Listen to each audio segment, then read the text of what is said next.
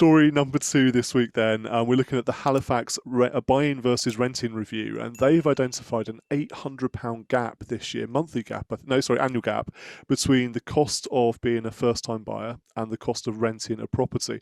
Now, they did this research based on a three-bedroom home, and they found that the cost of rent had gone up in the past year by 10%, but buying costs had only gone up by 1%, and that's what's made this gap between first-time buyer costs and renting costs widen. Um, I don't know your situation, but you're in London. I'm going to assume you're renting, Hannah, and maybe I is the right. am. You are renting. There we go.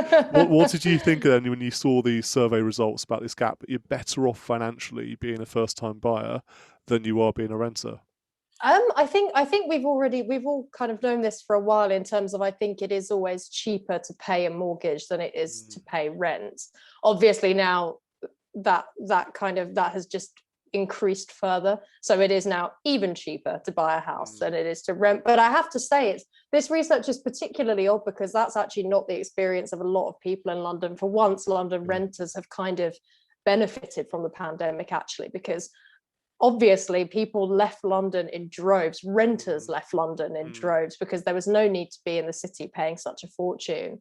And what happened was that landlords and whatever just couldn't get people to fill the flats, and so the price went down. And Okay. I've actually had a lot of friends. I've now got a friend who they're a very similar age to my boyfriend and I, and they now live in a 3-bedroom house in Balham that they're renting, and it's only costing them a fraction of the amount more than our flat is, even though we've got a 1-bedroom flat. So it's not been necessarily what I've seen, but I mean, clearly they've based this research on something. I think there are parts of the country as well that this is sort of better and worse.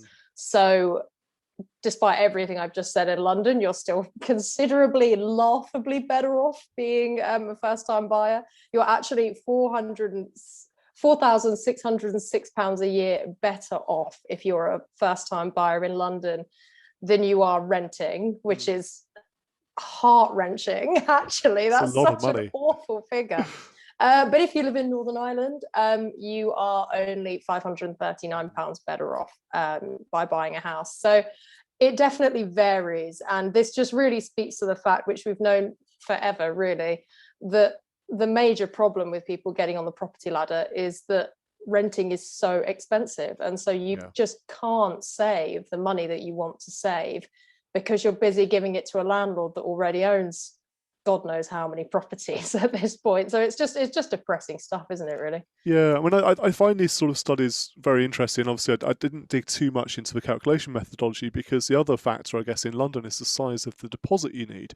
And they said on average, the average first-time buyer deposit in the last year went up by £11,677 to reach an average of £58,986. So I'm not convinced that that's been factored into the gap between the two, because even when you talk about that gap in London between buying and renting costs, that gets wiped out by the increase in the deposit required, like more than wiped out, probably 3, 4, 5 times in the space of a year. So Yeah. yeah, it's a deposit's one sort of hurdle to get over. We're often taught, aren't we, that renting is dead money. You're giving money away to a landlord and you're not getting anything from it. I think we have to rethink that philosophy. We really do. We've got this weird obsession in the UK about home ownership, and I'm not convinced that property ownership is always the right option for people financially, because as soon as you become a homeowner, so we own our home here with a mortgage, the costs in terms of maintenance that you're then responsible for. I've got a plumber coming out tomorrow because our shower's broken, and that'll be £500 down the drain, probably down the drain literally. But yeah, it's a constant merry-go-round of housing costs once you own a property. Whereas with renting, obviously all that responsibility, whilst you do pay a bit more for it, that responsibility is covered by your landlord, hopefully. And over time, that can make a significant difference. And also, you've then got the flexibility as well. If you decide, oh, there's a global pandemic on, I don't need to be in the city anymore, you can give your notice to a landlord and you can move to another part of the country and work remotely. That's just one Yeah. example, but yeah. I know the thing is, I actually could not agree with you more on this. And I do a lot of whinging about the housing market, and because I do think the price of houses is completely ridiculous. I think the price of rent is completely ridiculous. I think it's all insane. And I think the problem is that when you do decide, okay, I'd quite like to buy a house now, it shouldn't be as unattainable as it is. Mm. But to your point, I mean, I think renting, it does offer people the opportunity to live in places that they would just never ever be able to afford to live otherwise, and it offers you a lot of freedom as well. My personal opinion is that I don't think young people should be leaving university, you know, or apprenticeships, whatever it is that they're doing, and moving straight back in with their parents to save for a house to then get on the housing ladder. I think that's a very kind of,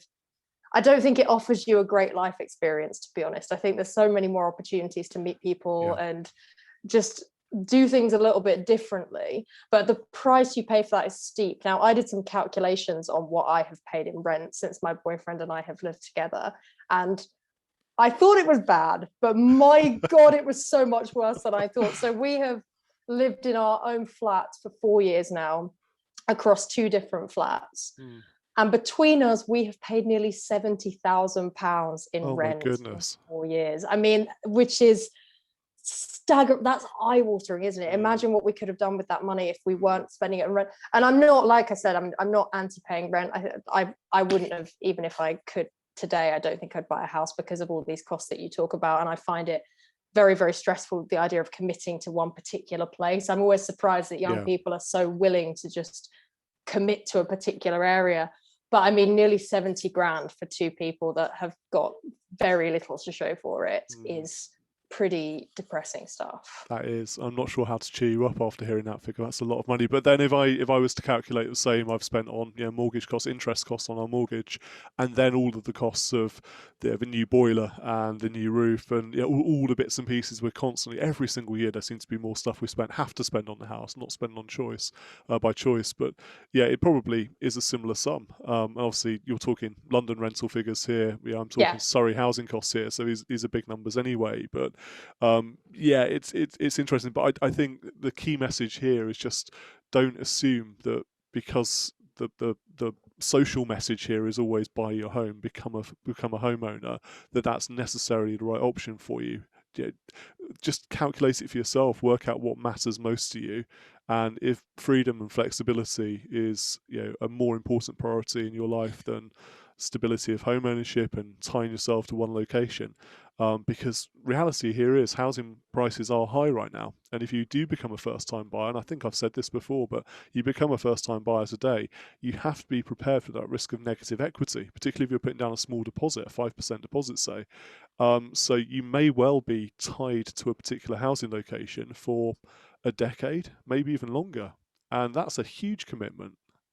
I just find that I can see horrifying. that. I can see that scared you as I said it. But yeah, like just imagining myself stuck in certain parts of London for a decade, just desperately wanting a bit of space or countryside or anything that's not London, and just being totally forced to spend £1 million on a 1-bed. I mean, I'm being over dramatic. I would never be able to spend that anyway. But you know, it's a stupid situation, basically. But ultimately, I wish we could all just calm down a little bit about the housing market, and don't treat it. And I think my final point as well is that I think people should really be discouraged from actually investing in the housing market. I mean, I don't have any issue with sort of, like, my landlord, for instance, he has one other property that he lives in with his family, and this is their sort of retirement plan, is how they word it, which I don't consider that to be nasty or exploitative. He's a very, very good landlord. He's very good to us, very, very helpful.